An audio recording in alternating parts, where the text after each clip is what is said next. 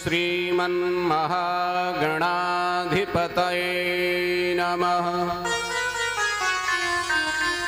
जन्माद्यस्य यतोऽन्वयादितरतश्चार्थेष्वभिज्ञः स्वराट् तेने ब्रह्महृदाय आदिकवये मुह्यन्ते सूरयः। तेजो वारिमृदां यथा विनिमयो यत्र त्रिसर्गो मृषा धाम्ना स्वेन सदा निरस्तकुहकं सत्यं परं धीमहि। सत्यं परं धीमहि।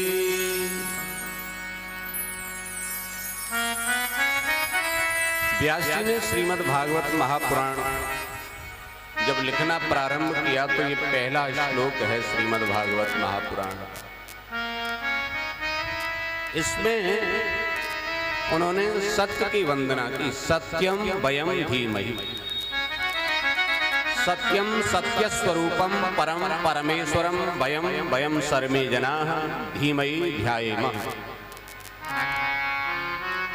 सत्यम माने सत्य स्वरूप, परम माने परब्रह्म जो परमात्मा है, जो सत्य स्वरूप परमात्मा है, उसका वयम माने हम सब, ध्यायेमः माने ध्यान करते हैं, स्मरण करते हैं, वंदन करते हैं। सत्यम परम धीमहि। कीदृशम सत्यम परम धीमहि। भाई किस प्रकार के सत्य स्वरूप परमात्मा का हम ध्यान वंदन अर्चन करें? तो बताया सदा निरस्त कुहकम। निरस्तः कुहकः कपट जाल रहितम अज्ञानांधकारम। जिनके प्रभाव से अज्ञान रूपी अंधकार सदा मिट जाता है, माया का जो चक्कर है वो सदा नष्ट हो जाता है।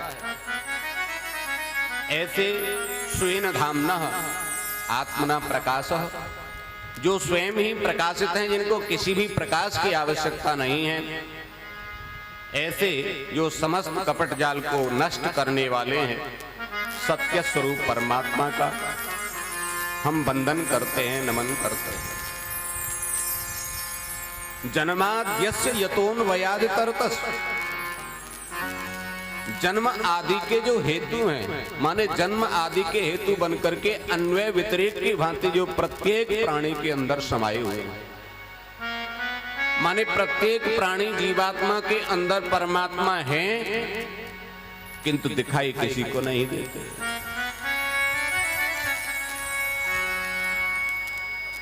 तेने ब्रह्म हृदय आदि कवये। ब्रह्मा आदि को भी जिन्होंने ज्ञान प्रदान किया है। ब्रह्मा जी से ये नहीं पढ़े, बल्कि ब्रह्मा जी को जिन्होंने पढ़ाया, ज्ञान प्रदान किया। बड़े बड़े विद्वान, विद्वांसः सूरयः विद्वांसः मुह्यन्ति। जिनकी माया से बड़े बड़े विद्वान भी मुह्यन्ति माने मोहित हो जाते हैं। बड़े बड़े विद्वानों की क्या कहें महाराज, ब्रह्मा जैसे लोग भी जिनकी माया से मोहित हो जाते हैं, ऐसे सत्य स्वरूप परमात्मा का हम वंदन करते हैं। इनकी माया कैसी है? बोले तेजो वारिमृदाम यथा विनिमयो। जैसे आपने कभी अनुभव किया हो, कहीं बिल्कुल रेत ही रेत हो रेगिस्तान में, और दूर से उसको आप देखेंगे तो ऐसा दिखाई देगा जैसे पानी है क्या। सड़क पर, हाईवे पर जब हम चलते हैं तो दूर से ऐसा दिखाई देता है जैसे पानी है क्या। और कभी कभी जल में स्थल की और स्थल में जल की भ्रांति हो जाती है। यही ये समस्त माया का विनाश करने वाले सत्य स्वरूप परमात्मा का हम ध्यान करते हैं, वंदन करते हैं। जैसे अंधेरे में कभी कोई रस्सी पड़ी हो और आपको दूर से जैसे ही नजर उस रस्सी पर पड़ेगी तो आपको ऐसा लगेगा जैसे सांप है क्या, और टॉर्च लेकर के प्रकाश करेंगे, देखेंगे तो पता चलेगा ये सर्प नहीं है, ये तो रस्सी है। तो जैसे रस्सी में सर्प की भ्रांति हो जाती है, ऐसे ही ये संसार जो है भगवान की माया से सत्य प्रतीत होता है, वास्तव में ये सत्य नहीं है। ऐसे सत्य स्वरूप परमात्मा का हम वंदन करते हैं, सत्यम परम धीमहि। सज्जनों, सत्य की बात यहाँ क्यों की गई? अरे मंगलाचरण कर रहे हैं तो गणेश जी का स्मरण करते, दुर्गा जी का स्मरण करते, कृष्ण जी का स्मरण करते, शंकर जी का स्मरण करते, किंतु व्यास जी ने किसी का नाम इस मंगलाचरण में नहीं लिया। उन्होंने सत्य स्वरूप की वंदना की, क्योंकि जो त्रिकालाबाधित सत्य है, जो आदि मध्यांत सत्य है, वो केवल प्रभु है। सत्य ही नारायण है और नारायण ही सत्य है।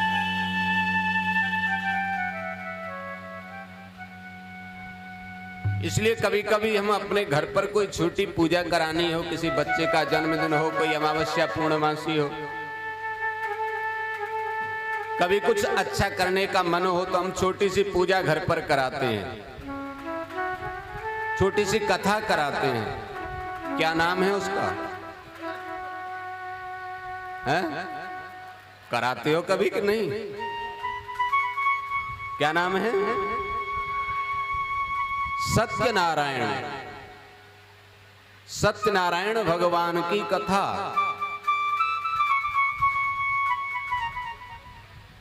कलयुगे लघु पायोस्त चेतसाम। इस कलिकाल में बहुत छोटा सा उपाय है भगवान सत्यनारायण की कथा।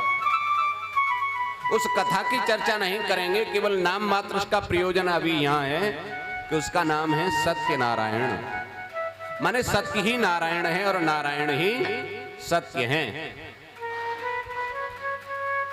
नहीं असत्यात् परो धर्म। असत्य से बढ़कर के कोई अधर्म नहीं है। झूठ सबसे बड़ा अधर्म है और सत्य से बढ़कर के कोई धर्म नहीं है। धर्म न दूसर सत्य समान। आगम निगम पुराण बखाना। समस्त वेद पुराण धर्म शास्त्रों में यही लिखा हुआ है कि सत्य का अनुसरण करो, सत्य बोलो, और सत्य बोलने से समस्त प्रकार के पाप नष्ट हो जाते हैं। परेत बस जिनके मन माही, तिन कहूं जग दुर्लभ कछु नाहि। एक छोटा सा श्लोक है, 6ठी 7वीं 8वीं की पुस्तकों में भी लिखा रहता है, बहुत लोगों ने पढ़ा होगा कि अष्टादश पुराणेषु व्यासस्य वचनद्वयम् परोपकाराय पुण्याय पापाय परिपीडनम्। अष्टादश पुराणेषु, व्यास जी ने कितने पुराण बनाए? 19 या 20? कहीं कहीं से आवाज आई 18। बच्चों को भी ज्ञान होना चाहिए। हमारे वेद कितने हैं? 4 वेद हैं, ऋग यजुर साम अथर्व। माने ऋग्वेद, यजुर्वेद, अथर्ववेद और सामवेद। ऐसे ही पुराण कितने हैं? 18। तो अष्टादश पुराणेषु, 18 पुराणों में व्यासस्य वचनद्वयम्, मुख्य रूप से व्यास जी ने 2 बातों पर विशेष जोर दिया कि परोपकाराय पुण्याय पापाय परिपीडन। दूसरों के यदि सताओगे तो इससे बड़ा दुनिया में कोई पाप नहीं है, और किसी का सहयोग करोगे, परोपकार करोगे तो इससे बढ़कर के कोई दूसरा पुण्य नहीं है। इसलिए सत्य का आचरण करो, धर्म का आचरण करो। इसलिए व्यास जी ने वंदना की, सत्यम परम धीमहि। अच्छा, एक तो होता है धर्म, और एक होता है परम धर्म। परम धर्म क्या है भाई? धर्म तो आप गृहस्थी में हैं, पिता हैं, तो गृहस्थ में जितने भी लोग हैं आपका धर्म है, आपका उत्तरदायित्व है कि उसका निर्वहन करें। बेटी है, बेटा है, पत्नी है, भाई है, बहन है, तो उन सब की व्यवस्था करना, ये तो हो गया धर्म। और एक होता है परम धर्म, वो धर्म से भी ऊपर उठ करके है। तो परम धर्म क्या है मनुष्य के लिए? तो दूसरे श्लोक में परम धर्म की व्याख्या कर रहे हैं कि धर्म प्रोच्यति केत्रबोत्र परमो निर्मत्सराणां सताम् वेद्यं वास्तवमत्र वस्तु शिवदम् तापत्रयोन्मूलनम्। श्रीमद् भागवते महामुनिकृते किं वा परैरीश्वरः सद्यो हृद्यवरुध्यते त्रिकृतिभिः शुश्रूषुभिस्तत्क्षणात्।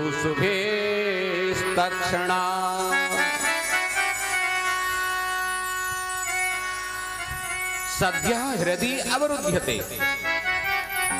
सद्य कहते हैं बहुत जल्दी, हृदय कहते हैं हृदय में, अवरुद्धते माने आकर के रुक जाते हैं। मानव के लिए परम धर्म है भगवान के भजन में मन को एकाग्र करना, सांसारिक कर्तव्यों की पूर्ति करना, इनका निर्वहन करना, ये हो गया आपका धर्म। और इससे भी ऊपर उठ करके परमात्मा के लिए, भगवान के लिए, जिन्होंने हमें ये सब प्रदान किया, उन भगवान के लिए हम समय निकालें, उनका स्मरण करें, वंदन करें, चिंतन करें, वो हो गया परम धर्म। अच्छा, आपका कोई थोड़ा सा भी सहयोग करता है, कोई चीज दे देता है, तो आप उसका आभार प्रकट करते हैं ना? कोई धन्यवाद कहता है, कोई थैंक यू कहता है, कोई शुक्रिया कहता है, कोई कहता है बहन आपकी बड़ी कृपा, देखो मैं तो परेशान हो रही थी, आपने सहयोग कर दिया। तो थोड़ी सी वस्तु किसी से लेते हैं, उसके लिए हम धन्यवाद हृदय से ज्ञापित करते हैं, किंतु जिन परमात्मा ने हमको न जाने कितनी वस्तुएं प्रदान की हैं, और हम किसी से वस्तु लेते भी हैं, उसका मूल्य भी चुकाते हैं, किंतु परमात्मा ने कोई मूल्य निर्धारित नहीं कर रखा। और वो वस्तु सामान्य नहीं है। अगर परमात्मा उन वस्तुओं को आपको नहीं दे तो आपका जीवन सुरक्षित नहीं है। अच्छा ये बताओ, खाने के लिए रोटी घर में बना लेते हो, सब्जी बना लेते हो, बाजार से ले आते हो, अच्छा जो मन करता है वो कर लेते हो, सब कुछ खाओ, सब कुछ करो, किंतु ऑक्सीजन यदि नहीं मिले तो जीवन सुरक्षित रह पाएगा?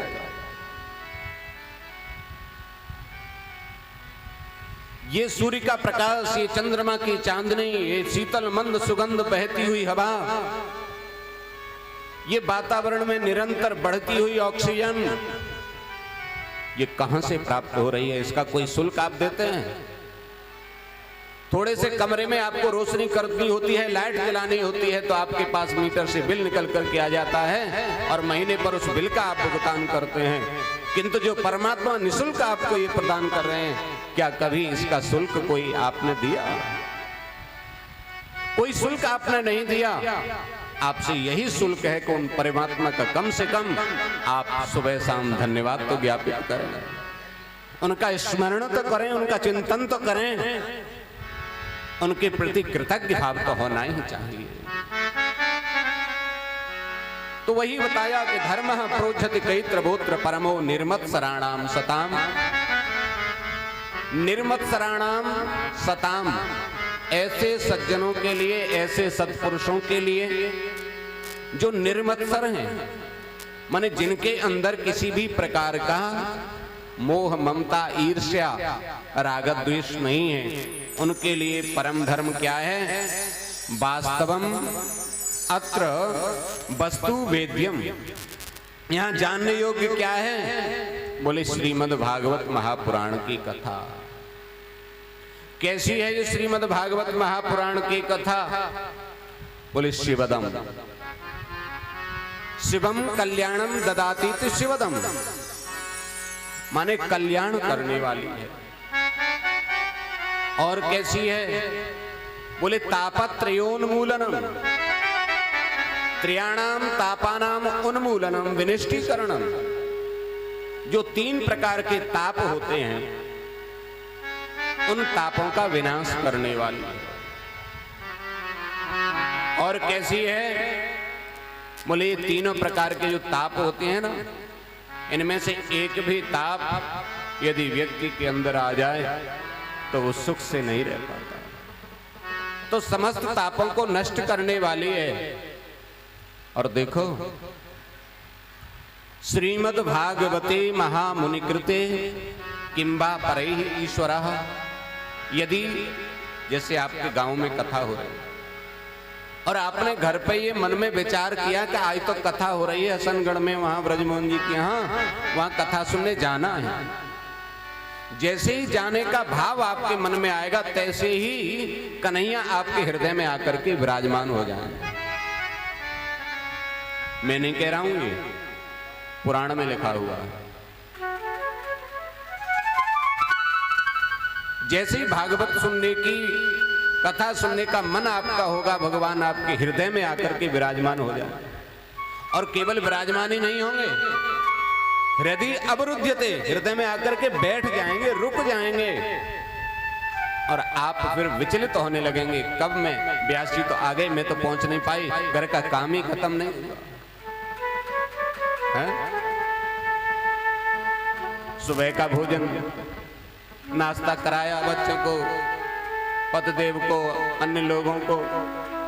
सुबह कैसे फ्री नहीं हुए जब तक दोपहर की व्यवस्था, फिर सब्जी बनानी, रोटी बनानी। उससे जब तक फ्री होते हैं, थोड़ा बहुत और काम देखते हैं, तब तक शाम का नंबर लग जाता है। कथा सुनने के लिए मन बहुत करता है, किंतु कभी कभी व्यवधान आ जाते हैं, घर गृहस्थी के कार्य हैं। 3 बार भोजन भजन 1 बार, उसमें भी आते हैं संकट 1000। 3 बार भोजन भजन 1 बार, उसमें भी आते हैं संकट 1000। 3 बार भोजन भजन 1 बार, उसमें भी आते हैं झंझट 1000।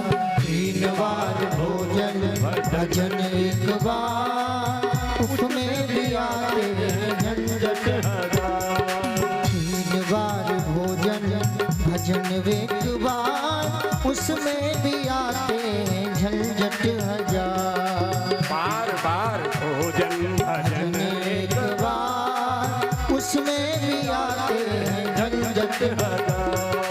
उसमें भी आते हैं झंझट 1000, उसमें भी आते हैं झंझट 1000। बार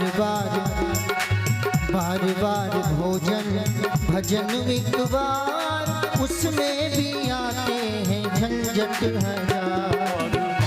बार भोजन भजन 1 बार, उसमें भी आते हैं झंझट 1000।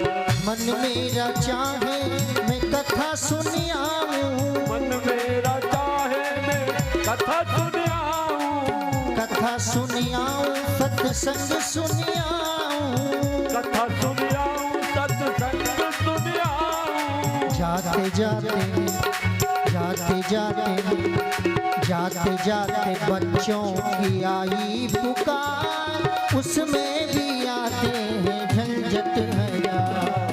जाते जाते बच्चों की आई पुकार, उसमें भी आते हैं झंझट 1000।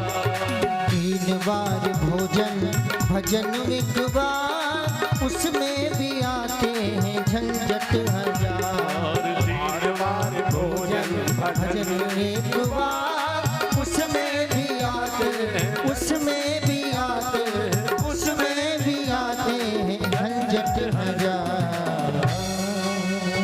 बार बार भोजन और भजन।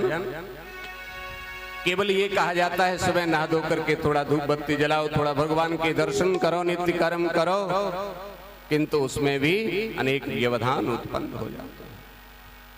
इसलिए श्रीमद् भागवत महापुराण की कथा सुनने से आपके हृदय में ठाकुर जी विराजमान हो जाएंगे और आपका चित्त जो है वो ठाकुर के चरणों में लगने लगेगा। कहते हैं जी ये श्रीमद् भागवत महापुराण है क्या चीज?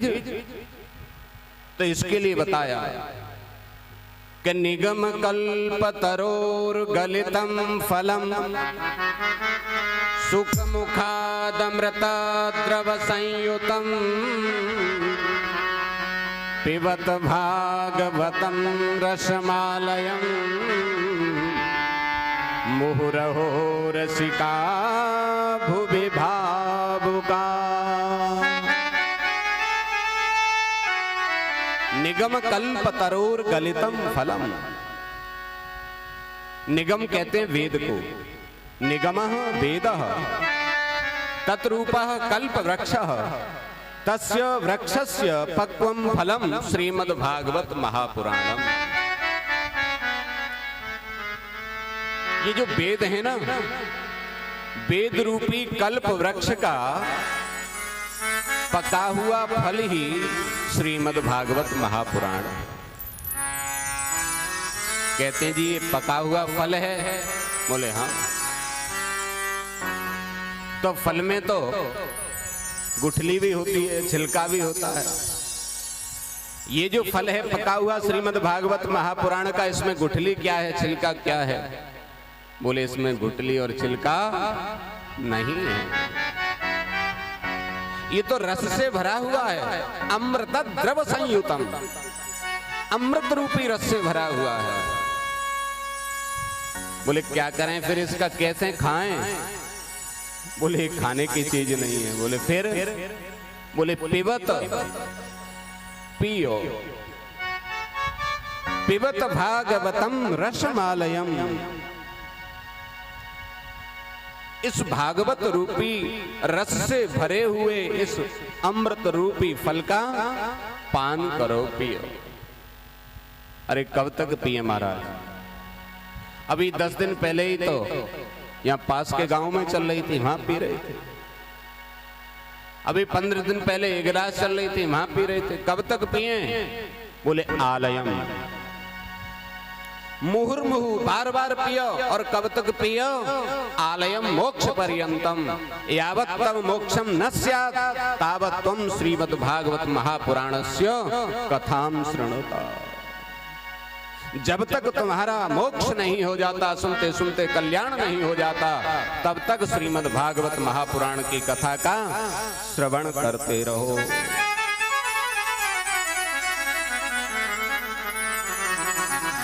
अब देखो कथा तो सुनी जाती है, किंतु ये कह रहे हैं पियो इसे।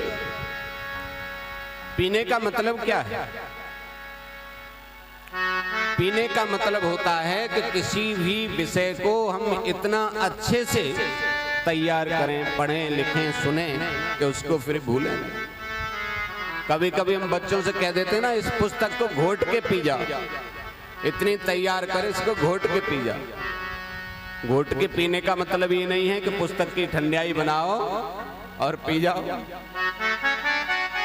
घोट के पीने का मतलब है कि बच्चे उस चैप्टर को या उस बुक को, उस पुस्तक को इतनी अच्छी तरह से तैयार करें कि जब भी आवश्यकता पड़े, जब परीक्षा हो, तब वो विषय, वो प्रश्न, वो उत्तर आपके दिमाग से निकले नहीं।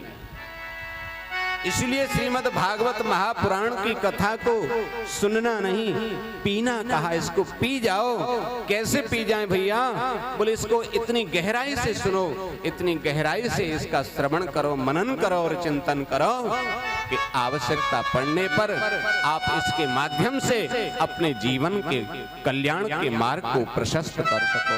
बोले भक्त वत्सल भगवान की, बोले कृष्ण